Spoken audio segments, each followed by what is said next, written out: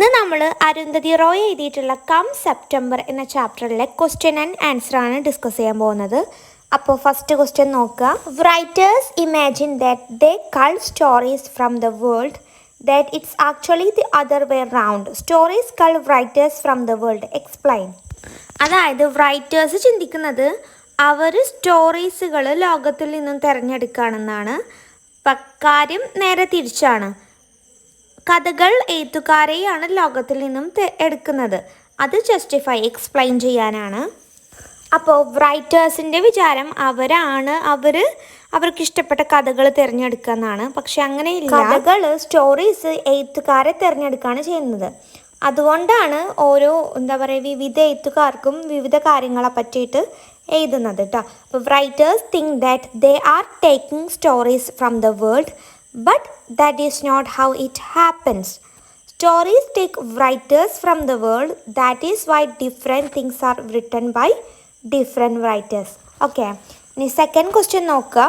How does post-September rhetoric become a recruitment drive for another dangerous war? അതായത് ഈ ഒരു post September എങ്ങനെയാണ് ഇനി ഒരു യുദ്ധത്തിലേക്ക് ആളുകളെ റിക്രൂട്ട് ചെയ്യുന്നത്, ആളുകളെ തിരഞ്ഞെടുത്ത് ഇനിയൊരു യുദ്ധത്തിന് ആക്കുന്ന ഒരു പരിപാടിയായി മാറുന്നത് എന്നാണ്. അപ്പോൾ അതിന് കാരണം because the leaders whip up എന്ന് പറഞ്ഞാൽ ഉണർത്തുന്നു the emotions of the people who have suffered and make them ready for another war. അതായത് ഇത്രയും കാലം സഫർ ചെയ്തിരുന്ന ജനങ്ങളെ വിപ്പപ്പ് ചെയ്യുക, ഉണർത്തുക അവരുടെ ഇമോഷൻസിനൊക്കെ. എന്നിട്ട് അവരെ പുതിയൊരു വാറിലേക്ക് നയിക്കുകയാണ് ചെയ്യുന്നത്. നമ്മുടെ leaders. In the name of taking revenge and curbing terrorism, preparations are made for yet another war. അതിന് പകരം ഇട്ട എന്ന പേരിലും ഭീകരവാദം അടിച്ചമർത്തുന്നു എന്ന പേരിലും അവരെന്ത് ചെയ്യുന്നു, ഒരു യുദ്ധത്തിന് അവർ തയ്യാറാകുന്നു. ഓക്കെ, അതാണ് അതിൻ്റെ ആൻസർ.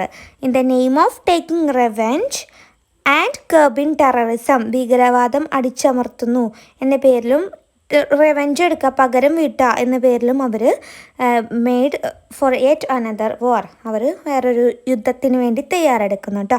ഇനി തേർഡ് ക്വസ്റ്റ്യൻ നോക്കുക. What was Saddam's greatest sin according to Roy? നമ്മുടെ അരുന്ധതി റോയിൻ്റെ അഭിപ്രായത്തിൽ സദ്ദാമിൻ്റെ ഏറ്റവും വലിയ പാപം സിൻ എന്തായിരുന്നു എന്നാണ്. അപ്പോൾ സദ്ദാം ചെയ്തിട്ടുള്ള ഒരു പാപം എന്താണെന്ന് വെച്ചാൽ, ഒരേ ഒരു പാപം, അദ്ദേഹത്തെ കൊല്ലാനും അമേരിക്ക അദ്ദേഹത്തിൻ്റെ ശത്രുവായി മാറാനുള്ള ഒരു പാപം എന്താണെന്ന് വെച്ചാൽ, സദ്ദാം കുവൈത്തിനെ ആക്രമിച്ചപ്പോൾ കുവൈത്തിൽ യുദ്ധം നടത്തിയത് അമേരിക്കയെയും അതുപോലെ ബ്രിട്ടനെയും അറിയിക്കാതെയാണ്. അപ്പം മുമ്പ് ഇതുപോലെ സദ്ദാം പല രാഷ്ട്രവുമായിട്ട് പ്രത്യേകിച്ച് കുർദിഷ് ജനതയെ അടിച്ചമർത്താൻ വേണ്ടിയിട്ട് സദ്ദാം എന്ത് ചെയ്തിട്ടുണ്ട്, ഇവരുടെ സഹായം, അതായത് ബ്രിട്ടീഷിൻ്റെയും അമേരിക്കയുടെയും സഹായം ചോദിച്ചിട്ടുണ്ട്. അവരിവരെ സഹായിച്ചിട്ടുമുണ്ട്.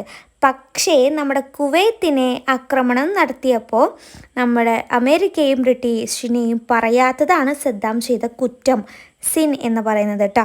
According to Roy, the greatest sin of Saddam was he attacked Kuwait without consulting his masters, the US and Britain. ആ വേർഡ്സ് നോക്കുക, his masters, US and Britain എന്ന് പറഞ്ഞാൽ. അപ്പോൾ അവർ അത്രയും വലിയ ആൾക്കാരായിട്ടാണ് നിൽക്കുന്നത്. He was their ally and they had been support him with money and material in all his misdeeds against the Kurdish people. അപ്പോൾ കുർദിഷ് ജനതയോട് ഇവർ ആക്രമണം ചെയ്യാൻ വേണ്ടിയിട്ടുള്ള മണിയും മെറ്റീരിയൽസൊക്കെ ആരാണ് കൊടുത്തിരുന്നത്? ഈ ബ്രിട്ടീഷും അമേരിക്കയായിരുന്നു. But when he attacked Kuwait they were angry. കാരണം അവരോട് പറഞ്ഞിട്ടില്ല. അത് തന്നെയാണ് കേട്ടോ. ഇനി ഫോർത്ത് ക്വസ്റ്റ്യൻ നോക്കുക. We need to get him before he gets us.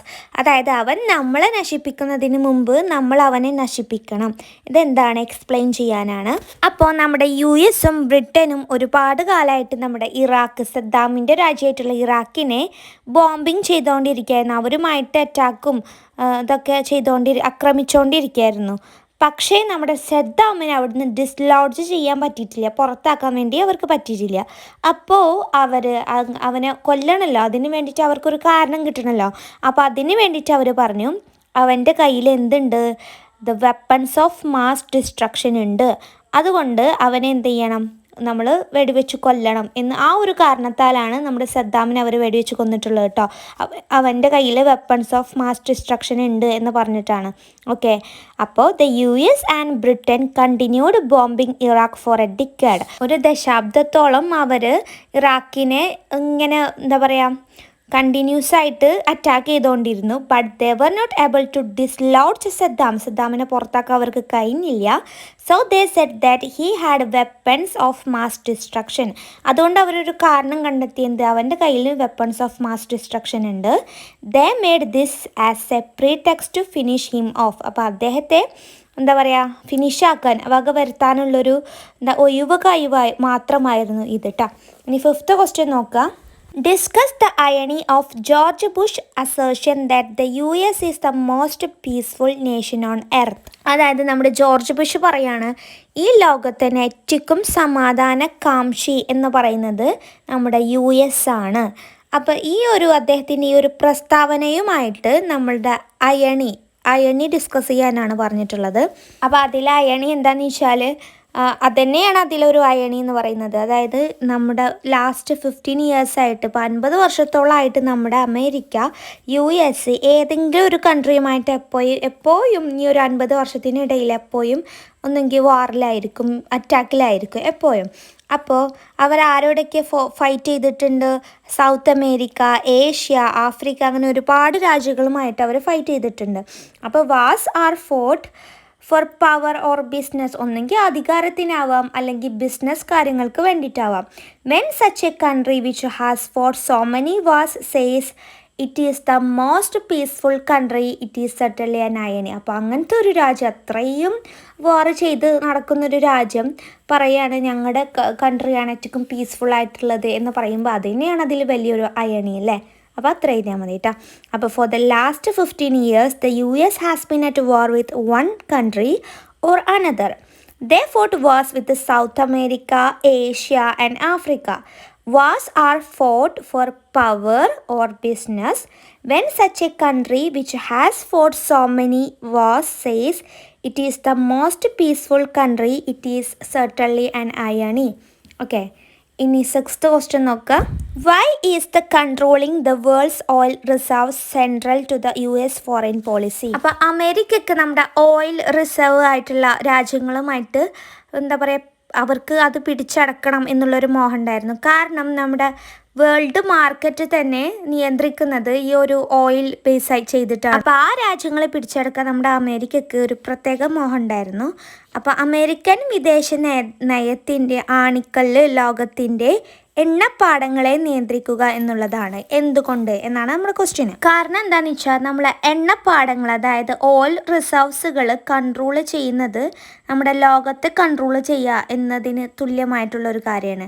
അപ്പോൾ നമ്മുടെ ലോകത്തിലെ 2% എണ്ണയും ഓയിലും ഉള്ളത് നമ്മുടെ മിഡിൽ ഈസ്റ്റിലാണ്. അപ്പോൾ അമേരിക്കയ്ക്ക് എപ്പോഴും ആ ഒരു മിഡിൽ ഈസ്റ്റിനോട് ഒരു കണ്ണുണ്ട്, എപ്പോഴും അങ്ങോട്ട് ഒരു പ്രത്യേക കണ്ണാണ്. അപ്പോൾ നോക്കുക, the controlling the world's oil reserve is the central to the US foreign policy because the one who controls them controls the world. 2/3 of the world oil reserves are in the Middle East, so the US keeps a watchful eye there. Okay.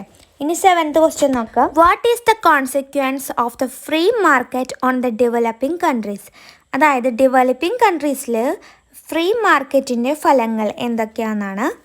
അപ്പോൾ free market എന്താണെന്ന് വെച്ചാൽ globalisation എന്നാണ്. അപ്പോൾ globalisation എന്ന് പറഞ്ഞാൽ എന്താണ്? നമ്മൾ ഒരു ബിസിനസ്സോ അല്ലെങ്കിൽ ഓർഗനൈസേഷനോ ഒക്കെ ഇൻ്റർനാഷണൽ ഇൻഫ്ലുവൻസ് ഉണ്ടാക്കുക. അപ്പോൾ അത് ജനങ്ങളെ ഹാം ചെയ്യാണ്.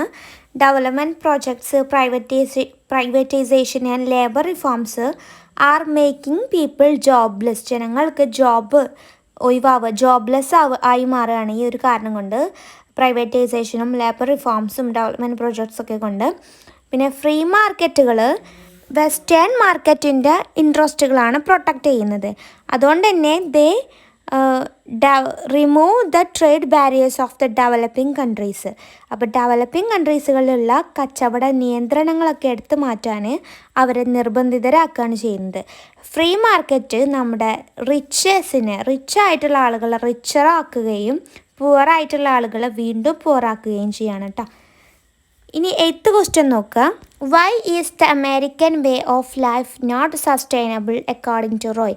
അപ്പോൾ നമ്മുടെ അരുന്ധതി റോയുടെ അഭിപ്രായത്തിൽ എന്തുകൊണ്ടാണ് അമേരിക്കൻ ജീവിത രീതിക്ക് നിലനിൽപ്പില്ലാത്തത്? അപ്പോൾ ഡൊണാൾഡ് റംസ്ഫീൽഡ്, നമ്മുടെ അമേരിക്കൻ സെക്രട്ടറി ഓഫ് ഡിഫൻസ് ആയിട്ടുള്ള അദ്ദേഹം ഒരിക്കൽ പറഞ്ഞിട്ടുണ്ട്, സെഡ് ദാറ്റ് ഹിസ് മിഷൻ, അദ്ദേഹത്തിൻ്റെ ലക്ഷ്യം, in the war against terror, ഭീകരർക്കെതിരെയുള്ള അദ്ദേഹത്തിൻ്റെ ലക്ഷ്യം എന്താണെന്ന് വെച്ചാൽ, was to persuade the world that Americans must be allowed to continue their way of life.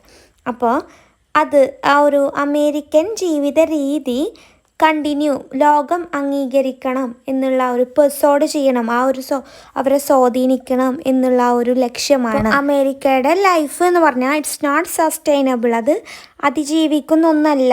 കാരണം it does not acknowledge that there is a world beyond America. അപ്പോൾ അമേരിക്കക്ക് പുറത്ത് വേറൊരു ലോകമുണ്ടെന്ന് അവർ അംഗീകരിക്കുന്നില്ല. ഓക്കെ, അപ്പോൾ നമ്മുടെ ഡൊണാൾഡ് റംസ്ഫീൽഡ് പറഞ്ഞു, അമേരിക്കൻ സെക്രട്ടറി ഓഫ് ഡിഫൻസ് ആണ്.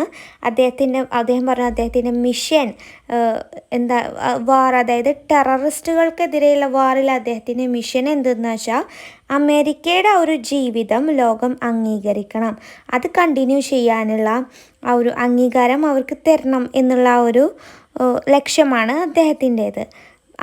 പിന്നെ പറയുന്നത് അമേരിക്കയുടെ ലൈഫിന് സസ്റ്റൈനബിൾ അല്ല, അതിജീവിക്കുന്ന ഒന്നല്ല. കാരണം it does not acknowledge that there is a world beyond America. അമേരിക്കക്ക് അപ്പുറത്തൊരു ലോകം ഉണ്ടെന്ന് അവർ അംഗീകരിക്കുന്നില്ല. ഇനി 9th question, which are the most secretive institutions dominated by the US that run the world today? അതായത് അമേരിക്കയുടെ കീഴിൽ വർക്ക് ചെയ്യുന്ന 3 രഹസ്യ സ്ഥാപനങ്ങളുണ്ട്, ഇൻസ്റ്റിറ്റ്യൂഷൻ ഉണ്ട്, സീക്രട്ടീവ് ഇൻസ്റ്റിറ്റ്യൂഷന്. അതേതൊക്കെയെന്നാണ്. അപ്പോൾ അത് ഒന്ന് എന്താണെന്ന് വെച്ചാൽ the international monetary fund, the world bank and the world trade organisation. ഇവരൊക്കെ അമേരിക്കയുടെ കീഴിലാണ്. The most secretive institutions ആണ് dominated by the US that run the world today. നമ്മുടെ ലോകം റണ്ണ് ചെയ്യിപ്പിക്കുന്ന 3 ഇൻസ്റ്റിറ്റ്യൂഷൻസുകൾ അമേരിക്കയുടെ കീഴിലാണ്. പക്ഷെ അത് സീക്രട്ടാണ് കേട്ടോ, ആർക്കും അറിയില്ല. There decision are taken in secret. അപ്പോൾ അവർ തീരുമാനങ്ങളൊക്കെ എടുക്കൽ സീക്രട്ടായിട്ടാണ്. നോബഡി നോസ് അബൌട്ട് ദം, അതിനെക്കുറിച്ചിട്ട് ആർക്കും അറിയില്ല. There politics, beliefs and intentions, അവരെ പറ്റിയുള്ള ലക്ഷ്യമോ വിശ്വാസങ്ങളോ രാഷ്ട്രീയമോ ഒന്നും ആർക്കും തന്നെ അറിയില്ല കേട്ടോ. അപ്പോൾ 10th ക്വസ്റ്റ്യൻ നോക്കുക. Why did Soviet style communism fail? എന്തുകൊണ്ടാണ് സോവിയറ്റ് സ്റ്റൈലിലുള്ള കമ്മ്യൂണിസം ഫെയിൽ ആവുന്നത്, പരാജയപ്പെടുന്നത് എന്നാണ്. അപ്പോൾ സോവിയറ്റ് കമ്മ്യൂണിസം ഫെയിലായത് അതിൻ്റേതായ ചില ഫോൾട്ടുകൾ കൊണ്ടാണ്. ബിക്കോസ് ഇറ്റ് വാസ് ഫ്ലോവഡ്, അതിൽ തന്നെ ഉണ്ടായ ചില കുറവുകൾ കൊണ്ടാണ്. എന്തൊക്കെയാണ്? It allowed to few people to have too much power, അതായത് വളരെ ചുരുങ്ങിയ ആളുകൾക്ക് കൂടുതൽ പവർ കൊടുക്കുക. അങ്ങനെയാവുമ്പോൾ എന്താണ്, അവർ അധികാരത്തിലേറിയിട്ട് അവരുടെ ചെയ്യേണ്ട കടമകളും ഉത്തരവാദിത്തങ്ങളൊക്കെ മറന്നിട്ട് അവർക്ക് ഇഷ്ടമുള്ള പോലെ റൂൾ ചെയ്യും. Power corrupts and absolute power corrupts absolute. അപ്പോൾ when somebody gets too much power he forgets his responsibility. അപ്പോൾ ഒരാൾക്ക് കൂടുതൽ പവർ കിട്ടുമ്പോൾ അദ്ദേഹത്തിൻ്റെ റെസ്പോൺസിബിലിറ്റി ഫോർഗെറ്റ് ചെയ്യാൻ മറക്കുന്നു. And begins to think nobody can question him. എന്നിട്ട് അയാൾ അദ്ദേഹത്തിൻ്റെ ആ ഒരു പവർ ചിന്തിക്കുകയാണ്, എന്നെ ആരും ക്വസ്റ്റ്യൻ ചെയ്യാൻ പാടില്ല എന്നുള്ള ആ ഒരു പവർ അദ്ദേഹം എന്താ പറയുക തിങ്ക് ചെയ്യാൻ തുടങ്ങാം കേട്ടോ. അതാണ് 10th ക്വസ്റ്റ്യനിലുള്ളത്. ഇനി 11th ക്വസ്റ്റ്യൻ നോക്കുക. What future does Roy foresee for the US? നമ്മുടെ അരുന്ധതി റോയുടെ അഭിപ്രായത്തിൽ അമേരിക്കയുടെ ഭാവി എന്തായിരിക്കും എന്നാണ്. അപ്പോൾ അവൾ പറയുന്നത് നമ്മുടെ ഈ ഒരു അമേരിക്കൻ സ്റ്റൈൽ മാർക്കറ്റ് ക്യാപിറ്റലിസം പെട്ടെന്ന് തന്നെ ഫെയിലാവും. കാരണം അതിൽ റിച്ചായിട്ടുള്ള ആളുകൾ വീണ്ടും റിച്ച് ആവുകയും പുവറായിട്ടുള്ള ആളുകൾ പുവറാവുകയുമാണ് ചെയ്യുന്നത്. അതുകൊണ്ട് തന്നെ ഈ അമേരിക്കയ്ക്ക് കൂടുതൽ കാലമൊന്നും ജനങ്ങളങ്ങനെ പറ്റിച്ചുകൊണ്ട് ജീവിക്കാൻ പറ്റില്ല. ഫാൾസ് പ്രോമിസുകളൊക്കെ തന്നിട്ട് ജനങ്ങളങ്ങനെ വഞ്ചിച്ചുകൊണ്ടിരിക്കാൻ പറ്റില്ല, കബളിപ്പിക്കാൻ പറ്റില്ല. കുറച്ച് കാലമൊക്കെ കബളിപ്പിക്കാൻ പറ്റും, പക്ഷേ ഒരുപാട് കാലം അവരങ്ങനെ വിഡ്ഢിയായിട്ട് കൊണ്ടു നടക്കാൻ പറ്റില്ല. Roy things that the US will have the same fate the USSR had. അപ്പോൾ USSR സോവിയറ്റ് യൂണിയൻ ഉണ്ടായ അതേ ഒരു എന്താ പറയുക ഫെയിലിയർ നമ്മുടെ അമേരിക്കക്കും വരും എന്നാണ് നമ്മുടെ അരുന്ധതി റോയുടെ ചിന്ത കേട്ടോ. American style market capitalism will fail because in that system the rich are getting richer, the poor are getting poorer. False promises can deceive people for some time. കുറച്ച് കാലത്തിനൊക്കെ അങ്ങനെ കൊണ്ടുപോകാം, ഡിസീവ് ചെയ്യാൻ, കബളിപ്പിക്കാൻ പറ്റും. But they can be fooled for all the time. പക്ഷെ എല്ലാ കാലകാലവും അവരിങ്ങനെ ഫൂളാക്കിക്കൊണ്ട് നമുക്ക് കൊണ്ടുപോകാൻ പറ്റില്ല. Roy think that the US will have the same faith the USSR had. USSR എന്ന് പറഞ്ഞാൽ നമ്മുടെ സോവിയറ്റ് യൂണിയൻ ആട്ടോ. ഇനി 12th question, name a few Americans who have strongly criticised the US foreign policy. അപ്പോൾ അമേരിക്കൻ്റെ ചില ഫോറിൻ പോളിസിയെ എതിർക്കുന്ന അവരുടെ അമേരിക്കൻസ് തന്നെ ഉണ്ട്, ചില അമേരിക്കൻസ് ഉണ്ട്. അപ്പോൾ അതാരാന്നാണ്, അവരുടെ പേരെന്തൊക്കെയാണെന്നാണ്. അപ്പോൾ അത് ഒന്ന് ജസ്റ്റ് ഒന്ന് ഓർത്ത് വെക്കണം. Noam Chomsky, Edward Said, Howard Zinn, Ed Herman, Amy Goodman, Michael Albert, Chalmers Johnson, William Blum and Anthony Amov are a few Americans who have strongly criticized the US foreign policy. Noam Chomsky, Edward Said, Howard Zinn, Ed Herman, Amy Goodman, Michael Albert, Chalmers Johnson, William Blum and Anthony Amov. അപ്പോൾ ഇത്രയും പേരുകളാണ് നമ്മുടെ അമേരിക്കയെ എന്താ പറയുക criticise ചെയ്യുന്ന ആളുകൾ കേട്ടോ. ഇനി പാരഗ്രാഫ് ക്വസ്റ്റ്യനും എസ്സേസുകളാണ്. അത് ഇത്തിരി ലോങ് ആയതുകൊണ്ട് തന്നെ നമുക്ക് ഈ വീഡിയോയിൽ ഇൻക്ലൂഡ് ചെയ്യിപ്പിച്ചാൽ നമ്മുടെ ഈ വീഡിയോ ഭയങ്കരമായിട്ട് ലെങ്തി ആവും. അപ്പോൾ അത് നെക്സ്റ്റ് വീഡിയോയിൽ ഇൻക്ലൂഡ് ചെയ്യിപ്പിക്കുക കേട്ടോ. അപ്പോൾ നെക്സ്റ്റ് വീഡിയോ ഉടൻ തന്നെ വിടാം. അപ്പോൾ വീഡിയോ ഇഷ്ടപ്പെട്ടാൽ ലൈക്ക് ചെയ്യുക, ഷെയർ ചെയ്യുക, സബ്സ്ക്രൈബ് ചെയ്യുക കേട്ടോ. ഞങ്ങൾക്ക് എൻ്റെ വീഡിയോ യൂസ്ഫുൾ ആണെന്നുണ്ടെങ്കിൽ തീർച്ചയായും യൂസ്ഫുൾ ആണെന്ന് പറയണം, എങ്കിലേ എനിക്ക് മനസ്സിലാവുള്ളൂ. എനിക്കിങ്ങനെ ഡൗട്ടാണ്, ഞങ്ങൾക്കത് മനസ്സിലാവുണ്ടാവോ, ഇനി എന്തെങ്കിലും തെറ്റുണ്ടോ, മിസ്റ്റേക്സ് ഉണ്ടോ, പിന്നെ എൻ്റെ ക്ലാസ്സിൽ എന്തെങ്കിലും മിസ്റ്റേക്സ് ഉണ്ടെങ്കിൽ അത് അപ്പം തന്നെ പറയണം കേട്ടോ. കാരണം ഞാൻ നിങ്ങളെപ്പോലെ ഒരു സ്റ്റുഡൻ്റാണ്. അപ്പോൾ നിങ്ങളുടെ അതേ ഒരു ലെവലിൽ തന്നെയാണ് ഞാനും. അപ്പോൾ നിങ്ങൾ എന്തെങ്കിലും തെറ്റുണ്ടെങ്കിൽ അതെനിക്ക് പറഞ്ഞു തരണം കേട്ടോ. അപ്പോൾ വീഡിയോ ഇഷ്ടപ്പെട്ടാൽ ലൈക്ക് ചെയ്യുക, ഷെയർ ചെയ്യുക, സബ്സ്ക്രൈബ് ചെയ്യുക കേട്ടോ. Thank you.